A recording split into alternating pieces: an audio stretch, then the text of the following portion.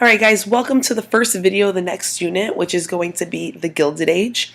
And in this video we're talking about a lot of different people, and I know that it sounds horrible guys, so just bear with me. Alright, so what is the Gilded Age? The novelist Mark Twain, which you guys should know, wrote a book in 1873 called The Gilded Age, and in it he depicts American society as gilded or having a rotten core covered in gold paint.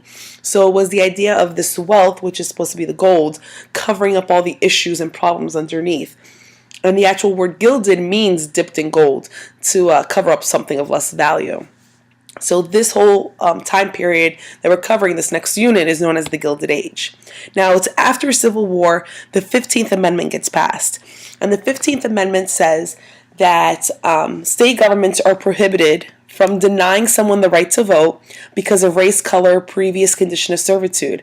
But after the Reconstruction period, Southern states got around this by passing a number of other restrictive measures. So the poll tax, which required voters to pay a tax to vote, began in Georgia, and it cost voters $1 or $2 to vote, but it cuts out the poor African Americans that couldn't afford it. The states also required voters to pass a literacy test, and because African Americans had been denied an education, this restriction also disqualified many of them as voters. And then finally you had the southern states passing the grandfather clause, which allowed a person to vote as long as the ancestor had also voted prior to 1866. Of course, the ancestors of the black freemen did not vote because they were enslaved, but the ancestors of many whites did.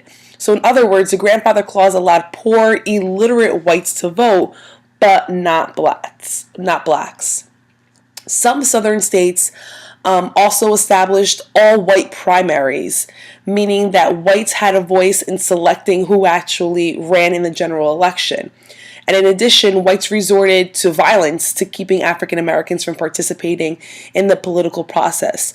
So as a result of these actions, throughout the Deep South, black participation in politics fell dramatically. And you could tell in this chart, and this is in South Carolina, the red line of the black voters and how that fell off dramatically in the period of 20 years. Following the 1876 presidential election, President Hayes removed the federal troops from the South, so Reconstruction was over. And this allowed southern states to reassert their control over African Americans without concern of the federal government intervening. So the southern governments enacted various measures in what becomes known as the Jim Crow laws. And Jim Crow laws basically keeps blacks and whites segregated or apart in all these different areas, in anything that's basically public. You have an extremely important court case come up in the Jim Crow South, and that's Plessy versus Ferguson. It happens in 1896, where you have a man by the name of Homer Plessy, who was an African American, sat on the train that was reserved for whites only. He was arrested when he refused to get up and move to the colored train. Now, Louisiana, a few years earlier, had passed a law called the Separate Car Act that had the separate facilities for black and whites. And in Plessy's argument during his court case, he says that this law, the Separate Car Act, violates the 14th Amendment for equality. And the Supreme Court says, in the Plessy versus Ferguson, the Supreme Court argues that as long as states maintain separate but equal facilities, it does not violate the 14th Amendment. In reality, separate but equal was rarely equal. For example, in 1915, South Carolina spent nearly $14 on every white student, but less than $3 on every black student. So were the schools separate? Yes. But were they equal? Absolutely not. So in Plessy versus Ferguson in 1986, the Supreme Court upholds the constitutionality of the Jim Crow laws, separate but equal. Now let's think. Can separate treatment ever really be equal treatment? What does it mean to be treated equally? And are there some situations where separate treatment is equal treatment? You have two cases over here. Think about what is the equal treatment for each of these individuals in this case, and we are going to discuss this in class tomorrow, guys. Now, as we are coming about, the Jim Crow South, lots of different people start popping up in support of African American rights. So one of them is known as Booker T. Washington. He argues that African Americans need to accommodate themselves to segregation, and they should not focus their energies on overturning Jim Crow. Instead, you should build up your economic resources, get a reputation for being hardworking, for being honest, for contributing to society in a positive manner, and then worry about getting equality.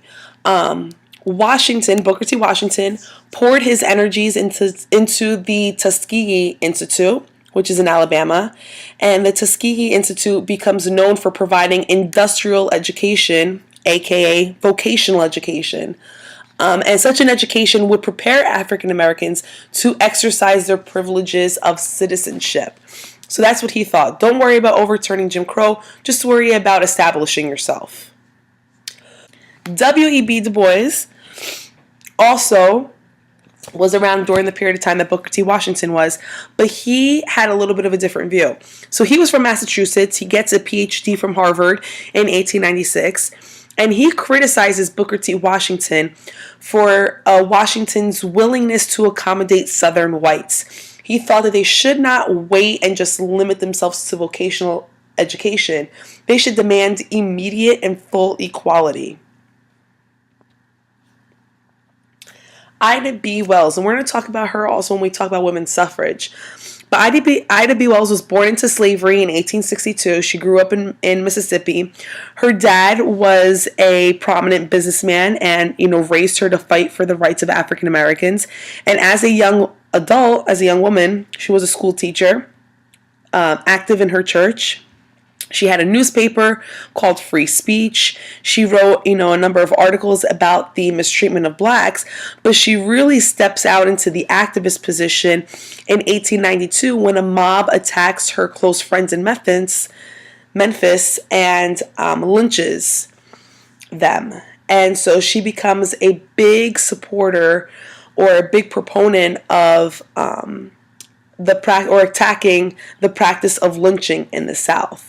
She writes a number of pamphlets that awakens the nation about the things that are happening in the South and how it's basically legalized murder. And she goes into Europe talking about this as well, the lynching of African Americans and how no one is doing anything about it in the South. So let's think. We were just talking about lynchings with Ida B. Wells. Why did most of the lynchings occur in the South? The darker the color on the map, the more lynchings that occurred that particular year. So why was most of these lynchings occurring in the South? Or why were most of these lynchings occurring in the South?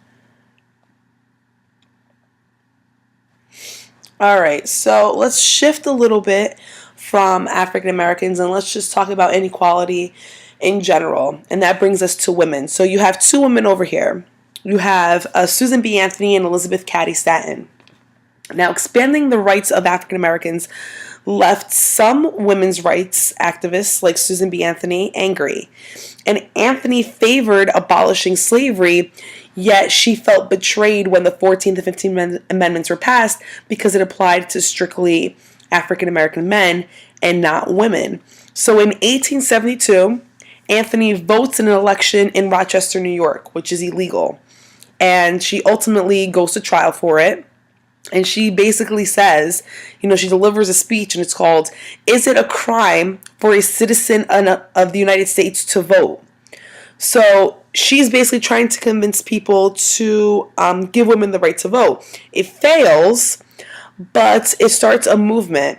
By the time that she dies in 1906, 4 states had already allowed women the right to vote, and they were pretty much all out west: Wyoming, Utah, Colorado, and Idaho. But she starts this off with her friend, the National Women's Suffrage Association, and it picks up steam even after she's passed on. By 1900, 1/3 of all college students were women.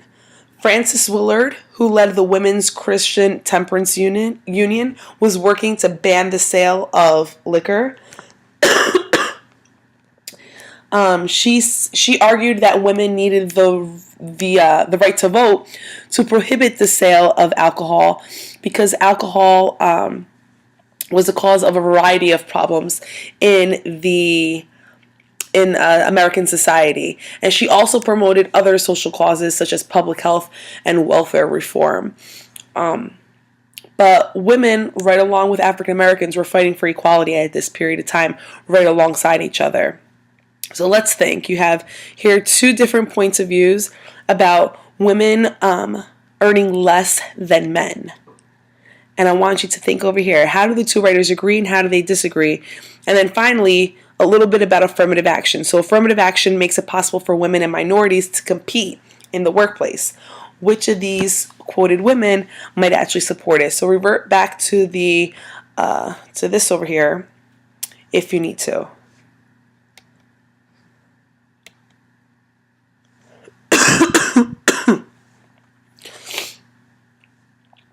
Alright guys, we've reached the end of this video. I know I sounded horrible and I apologize for it. But if you're able to answer these 5 questions, then you are set. See you guys tomorrow in class.